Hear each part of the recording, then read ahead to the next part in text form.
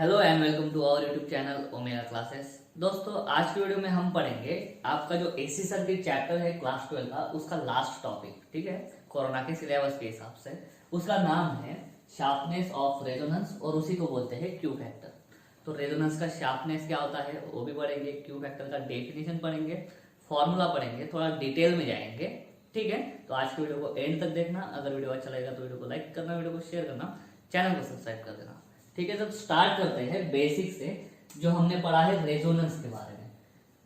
और हमारे पास सर्किट है सीरीज रेजोनेंस वाला। कौन सा था? रेजिस्टेंस था, इंडक्टर, कैपेसिटर, और यहाँ पे हम क्या लगा देते थे, ये हमें बेसिक जो पिछली वीडियो में हमने पढ़ा है वही बता रहा हूँ। पहले तो यहाँ पे आपका E is equal to E zero sine omega T supply था वोल्टेज या EMF, ये रेजिस्टेंस, ये इंडक्टर, ये कैपेसिटर।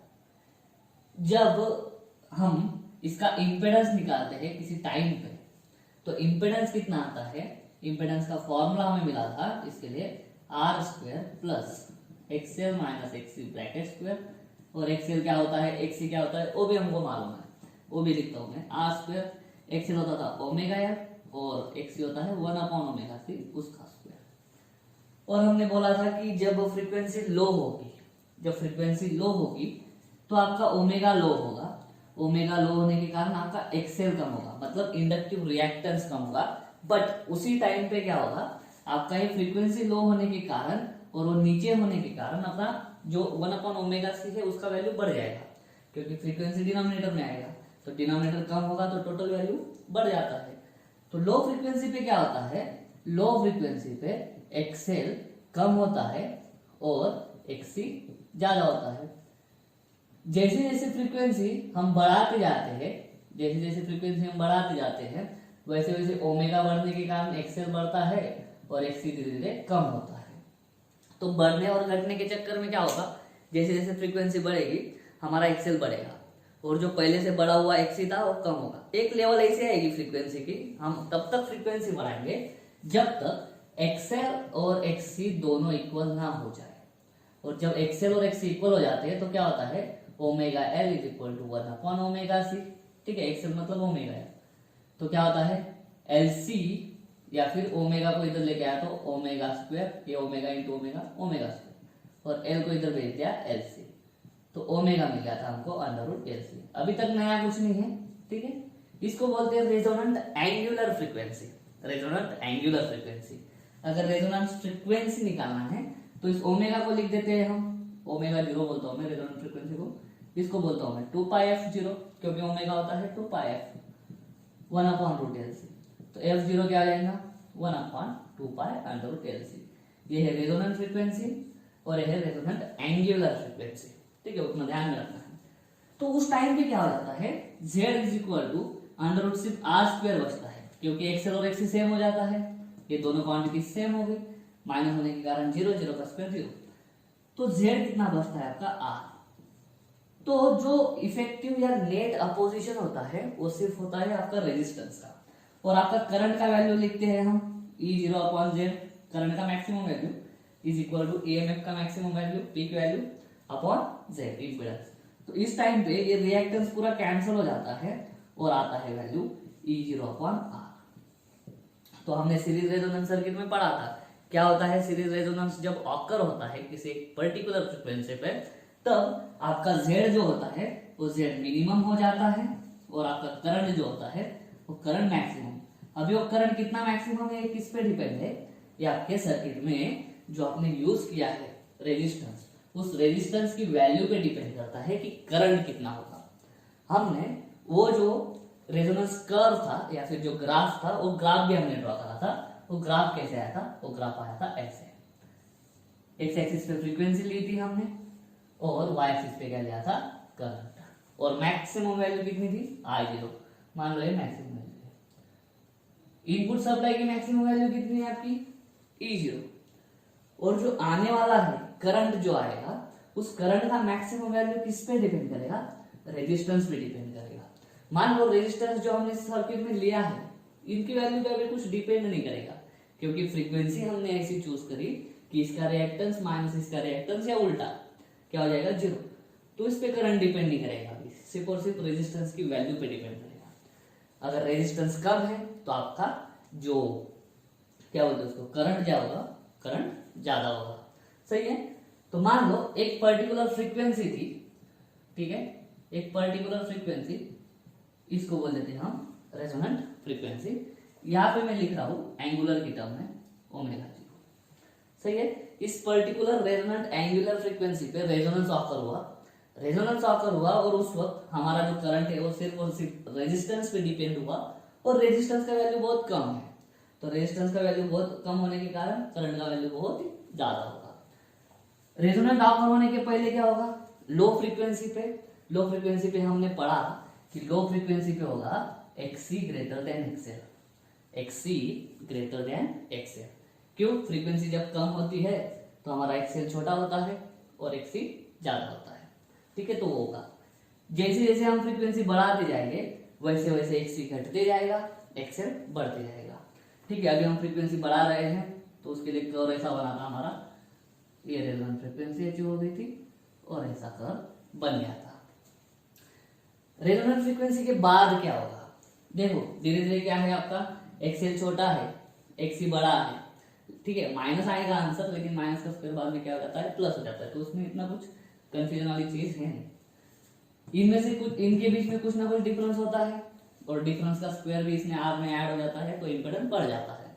रेजोनेंट पे क्या होगा, ये ब्रैकेट 0 हो जाएगा, उसका स्क्वायर भी 0 हो जाएगा। रेजोनेंट के पहले क्या होता था, XC बढ़ता था, XL छोटा रहता था। लेकिन रेजोनेंस के बाद हायर फ्रीक्वेंसी, जैसे जैसे हम फ्रीक्वेंसी बढ़ाते हैं आपका XL फिर बढ़ते जाएगा, XC घटते जाएगा। ठीक है, वापस से डिफरेंस हमारा कुछ ना कुछ आते रहेगा। ठीक है, तो एक ऐसी एक ही फ्रीक्वेंसी है जिस फ्रीक्वेंसी पे कांस्टेंट रेजिस्टेंस वैल्यू पे आपको करंट मैक्सिमम मिल सकता है और वो फ्रीक्वेंसी को हम बोलते हैं रेजोनेंट फ्रीक्वेंसी। सही है। तो रेजोनेंट फ्रीक्वेंसी पे हमारा करंट क्या है, मैक्सिमम है। मान लो हमारा रेजोनेंट फ्रीक्वेंसी वही है। ठीक है, क्योंकि रेजोनेंट फ्रीक्वेंसी किसकी वैल्यू पे डिपेंड करता है, सिर्फ L और C पे। हमने इंडक्टर और कैपेसिटर को चेंज नहीं करा, लेकिन हमने रेजिस्टेंस जो पहले लो वैल्यू वाला था, अभी मैंने क्या करा, लो वैल्यू वाला रेजिस्टेंस हटा दिया, हाई वैल्यू वाला रेजिस्टेंस डाल दिया सर्किट में। तो रेजिस्टेंस जब बढ़ गया तो आपका करंट क्या हो जाएगा, आपका करंट कम हो जाएगा। बाकी की सारी चीजें वही है, L और C एज इट इज, मतलब resonant frequency as it is. Resonant frequency as it is मतलब आपका जो फ्रीक्वेंसी है, जो पीक होगा, करंट का जो पीक वैल्यू होगा, वो पीक वैल्यू जो होगा वो कहाँ पे मिलेगा आपको, रेजोनेंट फ्रीक्वेंसी पे ही मिलेगा। लेकिन इस बार आपका रेजिस्टेंस का वैल्यू ज्यादा है तो आपका ग्राफ कैसे बनेगा, आपका ग्राफ बनेगा ऐसे। यहाँ पे ही रेजोनेंस ऑकर होगा, L और C की वैल्यू चेंज नहीं करी है तो रेजोनेंट फ्रीक्वेंसी वही होगी, करंट की मैक्सिमम वैल्यू तक ये होगी। लेकिन क्यों ये होगी, क्योंकि अभी हमने रेजिस्टेंस बढ़ा दिया है। रेजिस्टेंस जब कम था तो करंट मैक्सिमम था, लेकिन अभी रेजिस्टेंस बढ़ा दिया तो डिनोमिनेटर बढ़ गया, करंट कम हो गया। मैक्सिमम उसी वैल्यू पे मिलेगा, लेकिन पहले जो मैक्सिमम करंट मिलता था रेजिस्टेंस कम होने पे, अभी उतना मैक्सिमम करंट हमें नहीं मिल रहा है। अभी हमने क्या करा, थोड़ा रेजिस्टेंस घटा दिया। जैसे ही रेजिस्टेंस घटाएंगे करंट हमारा मैक्सिमम जो मिलेगा वो बढ़ेगा। तो थोड़ा सा रेजिस्टेंस घटा दिया तो ऐसा ग्राफ मिला। ठीक है, ये वाला यहाँ पे यहाँ पर होगा। लेकिन ये जो अलग अलग मैं ग्राफ बना रहा हूँ ये इसके लिए कि हर एक के लिए रेजोनेंट फ्रीक्वेंसी सेम है, तब जो करंट होता है आपका वो रेजिस्टेंस पे डिपेंड कर जाता है। तो रेजिस्टेंस जैसे जैसे हम चेंज करते हैं ये वाला कर्व का जो शार्पनेस है वो चेंज होने लग जाता है। इन तीनों में मान लो R क्या है, वेरी हाई, यहाँ पे R मान लो मॉडरेट है, मॉडरेट मतलब बीच की वैल्यू है, और यहाँ पे R जो है वो है वेरी लेस। इधर रेजोनेंट के इधर के साइड क्या था, XC बड़ा था, XL छोटा था। इधर के साइड XL बड़ा हो जाएगा, XC छोटा हो जाएगा। ठीक है, वो तो आराम से समझ में आ जाएगा। अगर इन आप तीनों ग्राफ को देखोगे, ये फर्स्ट, ये सेकंड और ये थर्ड, इन तीनों कर्व्स में सबसे शार्प कर्व जो है आपका, सबसे शार्प कर्व है ये वाला। ठीक है, जो पहला वाला है। क्यों सबसे शार्प है उसको देखो, वो एकदम हाई भी है और ऐसा क्लोज भी है। तो शार्प कर्व हम उसी को बोलते हैं। तो शार्प कर्व हमको कब मिलेगा, तो शार्प कर्व हमें तभी मिलेगा जब आपका करंट क्या हो, करंट मैक्सिमम हो, और दूसरी चीज करंट मैक्सिमम कब होगा, जब आपका रेजिस्टेंस कम होगा। हम ये भी बताएंगे कि करंट मैक्सिमम होगा और रेजिस्टेंस की वैल्यू कम क्यों होनी चाहिए, आगे फॉर्मूले में भी आएगा। जब हम क्यू फैक्टर देखेंगे तभी हमको पता चल जाएगा कि क्यू फैक्टर अच्छा रखने के लिए रेजिस्टेंस कम क्यों होना चाहिए। सही है। तो यहाँ पे अपने को इतना समझ चुका है कि अगर आपको शार्पनेस ऑफ रेजोनेंस, जो रेजोनेंस कर्व है उसको अगर शार्प रखना है, शार्प रखने के लिए आपको क्या करना है, करंट की वैल्यू जितनी बड़ी करते उतनी बड़ी करना, और उसी के साथ साथ आपको रेजिस्टेंस जो है, रेजिस्टेंस जितना कम रख सकते हो उतना रेजिस्टेंस रखना। सही है। तो अभी हम क्या करते हैं, इसको शार्पनेस ऑफ रेजोनेंस को और ढंग से डिफाइन करते हैं, और ढंग से। तो उसके लिए पावर समझना जरूरी है। देखो एवरेज पावर जो है सर्किट में, एवरेज पावर की बात कर रहा हूं मैं, जब सर्किट में सिर्फ और सिर्फ रेजिस्टेंस बचता है, सिर्फ और सिर्फ क्या बचता है, रेजिस्टेंस, तो एवरेज पावर क्या होता है, I square into R, I square into R. अभी रेजिस्टेंस की वैल्यू कांस्टेंट है, रेजिस्टेंस की वैल्यू मान लो कांस्टेंट है, और हमने P इज इक्वल टू, मुझे अभी चाहिए आधी पावर, तो करंट मुझे कितना करना पड़ेगा, I अपॉन √2 करना पड़ेगा, स्क्वायर इंटू आर। क्योंकि देखो I का स्क्वायर I स्क्वायर हो जाएगा, R तो एज इट इज है, √2 का स्क्वायर क्या हो जाएगा, 2 हो जाएगा। तो पावर क्या मिलेगी मुझे, I का square I square, R as it is, √2 का स्क्वायर 2। तो देखो I square upon 2, I square upon क्या हो गया 2, पावर कितनी होगी हमारी, हाफ हो गई। तो हमें ऐसा देखना है इस कर्व पे, जैसे जैसे फ्रीक्वेंसी बढ़ रही है, ठीक है, वैसे वैसे हमारा करंट बढ़ रहा है। एक पर्टिकुलर फ्रीक्वेंसी है रेजोनेंट फ्रीक्वेंसी, उस पे करंट मैक्सिमम है, ठीक है, उसके बाद में वापस क्या होगा, आपका करंट डिक्रीज होने लग जाएगा। मुझे क्या ढूंढना है, इस कर्व पे दो ऐसी फ्रीक्वेंसीज ढूंढेंगे कि उन फ्रीक्वेंसी पे हमारा पावर क्या हो जाएगा, सर्किट के अंदर का जो पावर है वो सर्किट के अंदर का पावर हो जाएगा हाफ।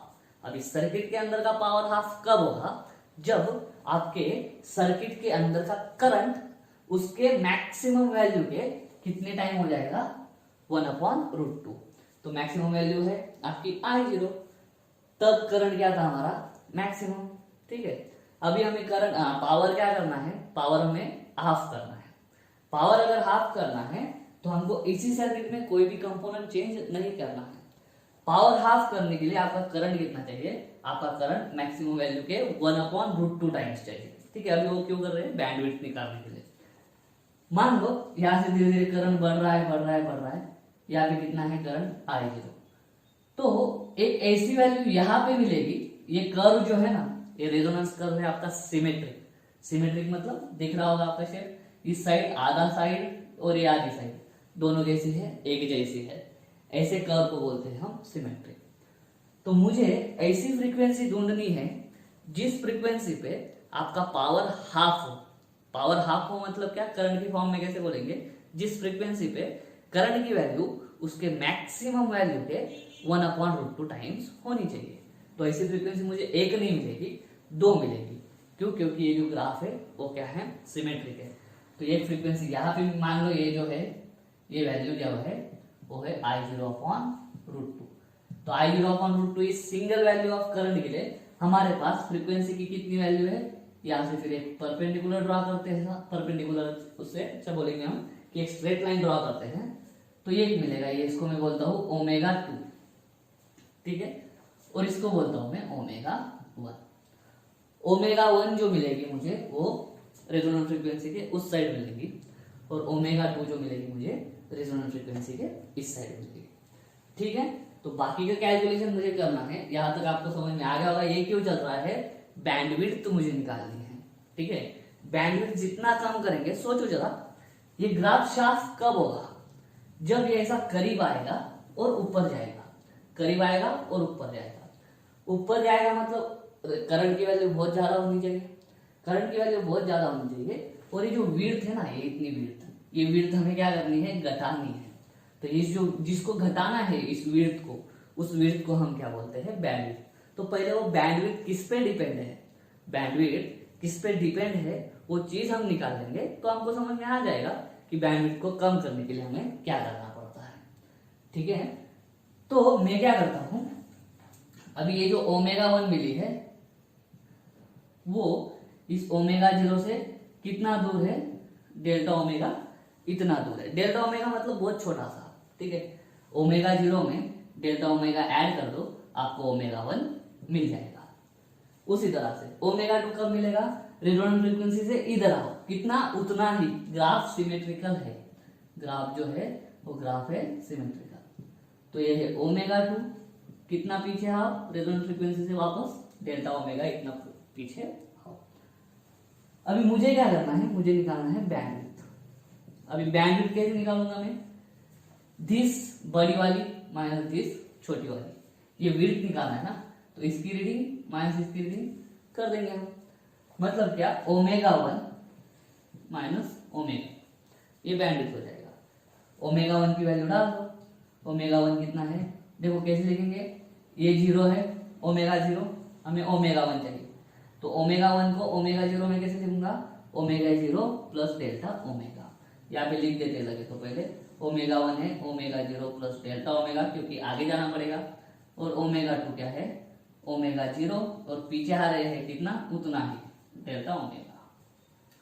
तो बैंडविड्थ कैसे निकलेगी, छोटे बड़े में से छोटा माइनस कर देते हैं, omega 0 plus delta omega minus omega 2 क्या है, omega 0 minus delta omega. Omega 0 plus delta omega minus अंदर मल्टीप्लाई कर दो, omega 0 minus minus plus delta. Omega 0 cut हो जाएगा, क्या आएगा 2 टाइम्स डेल्टा ओमेगा। तो ये है हमारी बैंडविड्थ। ये जो इतनी विड्थ है इसको मैं क्या बोलूंगा, बैंडविड्थ। ठीक है, समझ में आ रहा होगा। ठीक है, ये क्या आपका बैंडविड्थ है। अभी वापस ग्राफ पे चलते हैं। ग्राफ पे हमको शार्पनेस मेजर करना है, इस रेजोनेंस कर्व का हमें शार्पनेस मेजर करना है। तो शार्पनेस किस फैक्टर से मेजर किया जाता है, शार्पनेस इस फैक्टर से मेजर किया जाता है, omega 0 upon 2 times delta omega, 2 times delta omega. जब बैंडविड्थ कम होगी, बैंडविड्थ कब कैसे होगी, जब ये करीब करीब होंगे, जब ये क्या होंगे बहुत ही करीब करीब, और ये हमारा क्या होगा ऊपर होगा। ठीक है, तो रेजोनेंट फ्रीक्वेंसी की वैल्यू हम ज्यादा रखेंगे, और दूसरी बात बैंडविड्थ कम रखेंगे। बैंडविड्थ कम रखेंगे, देखो अभी ये ग्राफ है, अभी बैंडविड्थ में कम रखता हूं, ये वाला हिस्सा, ये बैंडविड्थ इतनी है, अभी दूसरी बैंडविड्थ देखो बहुत कम है। ये वाले कर्व से ये वाला कर्व ज्यादा शार्प है, क्योंकि उस कर्व का बैंडविड्थ बहुत ही कम है। तो अगर हमें कर्व, ये जो रेजोनेंस कर्व है वो अगर शार्प चाहिए तो उसका बैंडविड्थ कम रखना चाहिए, तो बैंडविड्थ किधर आएगा, बैंडविड्थ नीचे आ जाएगा। तो दोस्तों इस फॉर्मूले से किसी भी रेजोनेंस कर्व का आप शार्पनेस जो है वो शार्पनेस निकाल सकते हो। तो ये जो रेशो है इसी को शार्पनेस ऑफ रेजोनेंस बोलते हैं, और इसी को क्वालिटी फैक्टर बोलते हैं, क्वालिटी फैक्टर, और दूसरा नाम है सिर्फ क्यू फैक्टर भी बोला जाता है। तो अभी हम क्या करेंगे, आगे इस डेल्टा ओमेगा को भी निकालेंगे और क्यू फैक्टर के लिए अलग अलग फॉर्मूला भी निकालेंगे। अभी जो महाराष्ट्र स्टेट बोर्ड है उसमें एकदम डेफिनेशन इसकी दे रखी है शार्पनेस ऑफ कर्व और क्वालिटी फैक्टर की। वो डेफिनेशन ऐसी है, इट इज द रेशियो, मैं इसको रफ करता हूं, ठीक है, आप चाहो तो इसका स्क्रीनशॉट ले सकते हो। फिर इस शार्पनेस ऑफ कर्व जो है या फिर जो क्वालिटी फैक्टर है उसकी डेफिनेशन हम पढ़ेंगे। ठीक है, अच्छा तो दोस्तों ये जो क्वालिटी फैक्टर है या शार्पनेस है रेजोनेंस का, उसकी डेफिनेशन कैसे पढ़ेंगे, it is the ratio of, it is the ratio of, अभी किसका रेशियो है, ऊपर वाली quantity, it is the ratio of resonant frequency, ratio of resonant frequency. और दूसरी क्वांटिटी कौन है रेशियो के अंदर, एंड अब ये 2 डेल्टा ओमेगा है। 2 डेल्टा ओमेगा कैसे आया, तो हमने ओमेगा 1 और ओमेगा 2 का डिफरेंस निकाला। तो ये जो है ये दो फ्रीक्वेंसी के बीच का डिफरेंस है, to the resonant frequency and the difference between two frequencies.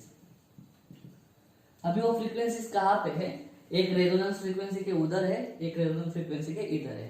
Two frequencies on either side of, either side बोलने से अच्छा है on both sides of resonance frequency, एक उधर के साइड एक इधर के साइड, ठीक है।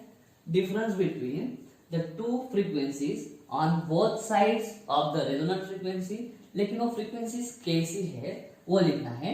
एट विच द करंट कितना है, current is 1/√2 times the maximum current at resonance frequency.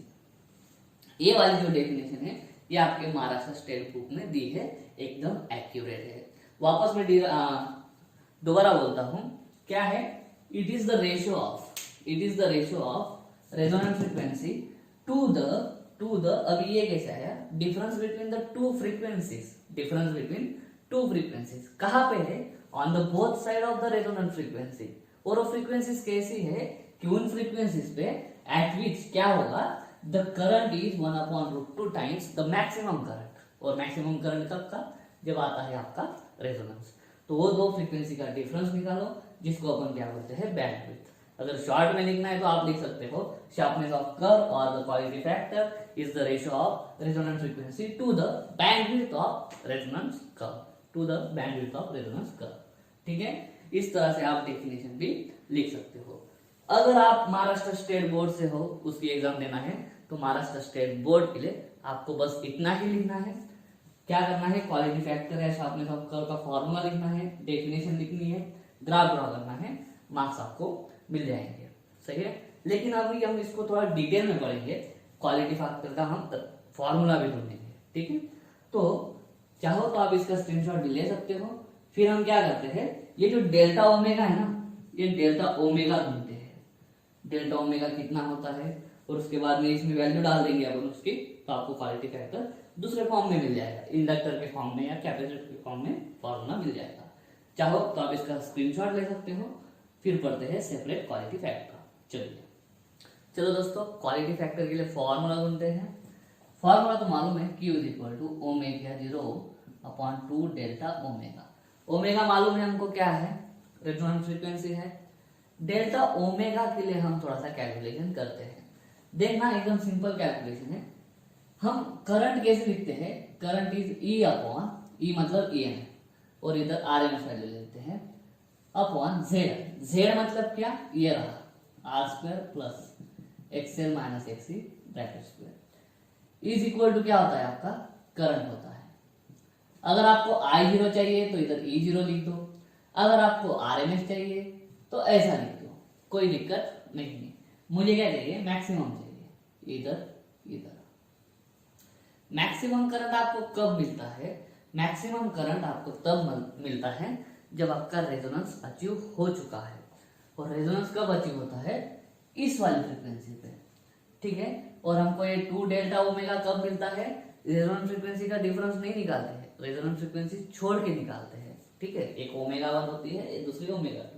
तो हम नॉर्मल EMF लेते हैं और कोई नॉर्मल करंट ले लेते हैं, इस तरह से, सही है। अभी क्या है, मैंने देखा अपन ने कि एट ω1 करंट कितना होता है, करंट I becomes I/√2, ठीक है। मैक्सिमम करंट कितना था, I था या I0 था, कितना था, I0 था।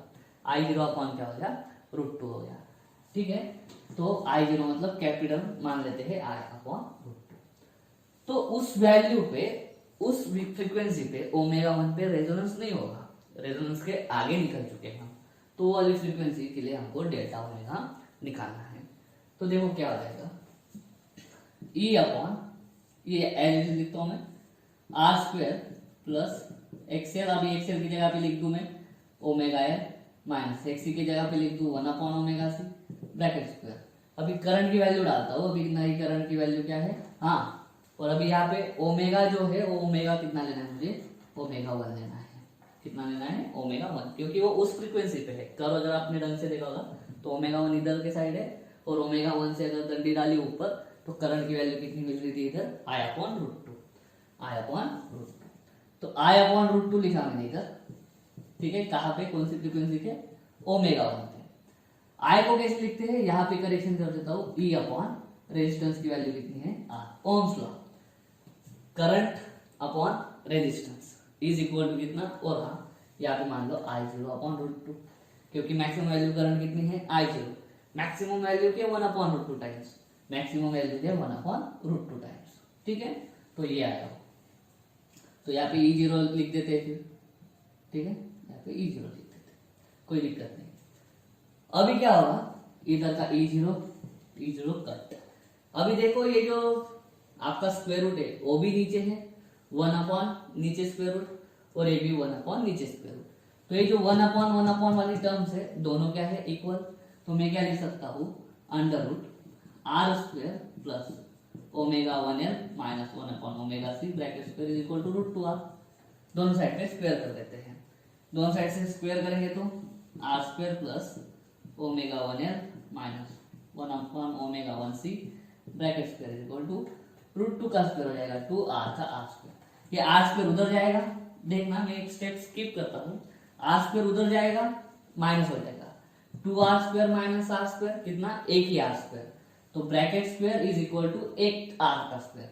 दोनों साइड पे मैं बाद में रूट डाल देता हूँ, रूट डाला तो क्या होगा, ये उधर जा चुका है, omega 1n minus 1 upon omega 1 C is equal to कितना बचेगा, सारी आर बचेगा, ठीक है। यहाँ तक में समझ में आ रहा है, ऐसा सोचता हूँ। आगे अभी ग्राफ याद करो, ओमेगा 1 क्या था, ओमेगा 1 था ओमेगा 0 मतलब resonance frequency plus delta omega into L minus 1 upon वही ओमेगा 1 वापस omega 0 plus delta omega upon C is equal to कितना लिखा मैंने, आर। बस ओमेगा 1 की वैल्यू मैंने डाल दी है। आगे यहां से मैं ओमेगा 0 कॉमन लेता हूं, ओमेगा 0 कॉमन लिया तो क्या हो जाएगा, ओमेगा 0 ये वाला बाहर लिया है, ये ऑलरेडी बाहर है यार, इसको इधर लेके आता हूँ, ये ओमेगा 0 बाहर है तो इधर 1 बचेगा, इधर ओमेगा 0 था नहीं फिर भी बाहर लिया है तो मुझे अंदर क्या लेना पड़ेगा, ओमेगा 0। देखो ओमेगा 0 से अंदर मल्टीप्लाई कर दो, omega 0 into 1 omega 0 plus plus omega 0 into delta omega upon omega 0, omega 0 cut हो जाएगा, डेल्टा ओमेगा बचेगा, एक ही बात है, ऊपर और नीचे का सेम है। माइनस इधर भी सेम चीज करता हूँ, omega common C I D, इधर भी वही होगा, delta omega upon omega naught is equal to R. अभी सोचने की बात है यहाँ पे थोड़ी, ओमेगा 0 एल और 1 अपॉन ओमेगा 0 सी ये दोनों इक्वल है, क्यों, तो एक बात समझ के चलो, ओमेगा 0 है रेजोनेंट फ्रीक्वेंसी, रेजोनेंट फ्रीक्वेंसी पे क्या होगा, XL is equal to XC, ठीक है। जब हमारी फ्रीक्वेंसी होगी ओमेगा 0 तो हमारा ये हो जाएगा omega 0 L is equal to 1 upon omega 0 C, क्योंकि एक्सी क्या होता है 1 अपॉन ओमेगा सी, तो omega 0 L is equal to 1 upon omega 0 C. तो यहाँ पे ये जो फ्रीक्वेंसी है ओमेगा 0 दिख रहा मतलब रेजोनेंट वाला है, तो रेजोनेंट के टाइम पे ओमेगा 0 एल और ये पूरा 1 अपॉन ओमेगा 0 सी ये इक्वल हो गए, तो उसको वही लिखता हूं मैं, omega 0 L into 1 plus delta omega upon omega 0 minus ये 1 अपॉन ओमेगा 0 सी की जगह पे मैं लिखता हूँ, 1 अपॉन ओमेगा 0 सी की जगह पे लिखता हूँ ओमेगा 0 एल फिर से, और इंटू क्या हो जाएगा, इंटू ये 1 upon 1 plus delta omega upon omega 0।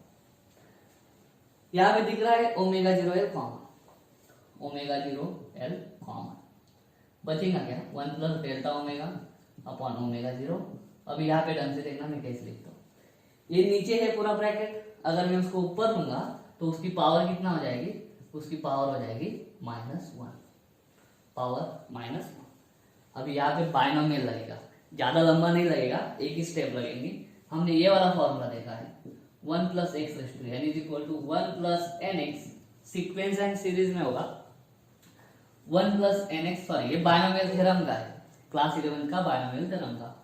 n आगे आ जाता है, बाद में क्या होता है n into n minus 1 upon 2 factorial x square plus n into n minus 1 n minus 2 upon 3 factorial, ऐसे चलता रहता है। सही है, लेकिन हमको बस यहां तक जाना है, हमको बस यहां तक। क्यों? क्योंकि x जो है ना हमारा वो है delta omega upon omega zero. अब ये डेल्टा ओमेगा जो है ना वो बहुत ही छोटा है, ठीक है। ग्राफ में अगर आप ढंग से देखोगे तो ये डेल्टा ओमेगा जो है ये बहुत ही छोटा है। किसको कंपेयर करेंगे? ओमेगा जीरो से जब कंपेयर करेंगे तब। तो क्वांटिटी बहुत छोटी है और अगर हम उसकी माइनस पावर बढ़ाते जाएंगे तो क्वांटिटी और छोटी हो जाएंगी, हम उसको निगलेक्ट कर देंगे। तो बस यहां तक ही लिखेंगे, आगे नहीं जाएंगे, क्योंकि निगेटिव पावर यहाँ पे 1 है, आगे निगेटिव पावर हो जाएगी -2 -3, इस तरह से हम लेकिन नहीं जाएंगे। तो omega zero L 1 plus delta omega upon omega zero minus ये वाला फॉर्मूला लगाओ इधर 1 प्लस ए एन आगे आ गया, एन आगे आ गया, तो एन है हमारा -1, तो ये -1 आगे आ गया delta omega upon omega zero. और इधर की टर्म भूल रहा हूं मैं, इधर क्या था हमारा R R R omega zero L, यहाँ पे देखो क्या होगा 1 -1 कट हो जाएगा, delta omega upon omega zero minus minus plus delta omega upon omega zero, तो जाएगा delta omega 2 times upon omega zero is equal to R. Omega zero cut है ना, 2 times delta omega into L is equal to R, 2 times delta omega is equal to R upon L. इससे आपको क्या समझ में आ रहा है? Bandwidth है, 2 टाइम्स डेल्टा ओमेगा क्या है? बैंडविड्थ। बैंडविड्थ बढ़ेगी आपकी जब आपका क्या ज्यादा होगा? रेजिस्टेंस ज्यादा होगा। और किसकी वैल्यू कम होगी? इंडक्टर की वैल्यू कम होगी।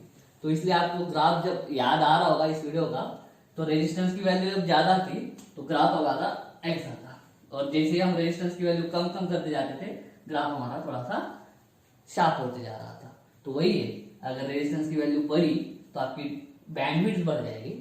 बैंडविड्थ बढ़ेगी मतलब ग्राफ जो है ऐसा वाइड बनेगा। हमको वाइड ग्राफ नहीं चाहिए, वाइड ग्राफ नहीं चाहिए, तो हमको जो है रेजिस्टेंस की वैल्यू कम रखनी पड़ेगी, इंडक्टर की वैल्यू बढ़ानी पड़ेगी। क्यू फैक्टर की डेफिनेशन क्या थी? Omega zero upon 2 times delta omega. तो omega zero 2 times delta omega क्या है? अपॉन है, अपॉन में 2 टाइम्स डेल्टा ओमेगा कैसे लिखेंगे? इस 2 टाइम्स डेल्टा ओमेगा का रेसिप्रोकल। रेसिप्रोकल मतलब अभी एल ऊपर चला जाएगा, आर नीचे आ जाएगा। सही है, तो ये पहला फॉर्मूला आपको मिला है कंपोनेंट्स में, क्या है? Q is equal to omega zero L upon R. अभी यहाँ पे ढंग से देखोगे तो ये क्या है? Omega zero into L. Omega zero into L क्या है?